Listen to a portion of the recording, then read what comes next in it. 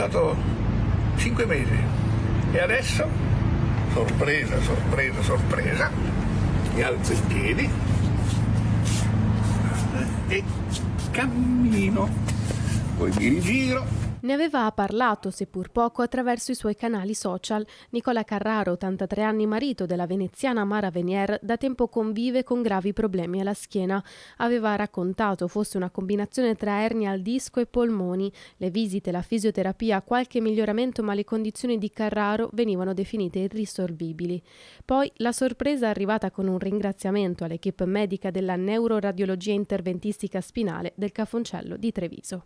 Io ho avuto la fortuna, un po' casuale, di imbattermi nel professor Altin Staffa, che sta a Treviso, in un ospedale meraviglioso, si chiama Cafoncello, e per una serie assolutamente stravagante di circostanze mi sono trovato da questo professore che ha inquadrato il mio problema e me l'ha risolto, almeno per ora, sono quasi certo, nel giro di 10 minuti. Dal Padovano, dove sta svolgendo la riabilitazione, il video ringraziamento alle eccellenze ospedaliere del Sistema Sanitario Nazionale. Eccoci qua, allora siamo nella ridente Abano Terme e devo dire che è successa una cosa stranissima, perché sono stato 5 mesi così, senza potermi alzare, con dei dolori forti ogni volta che mi alzavo.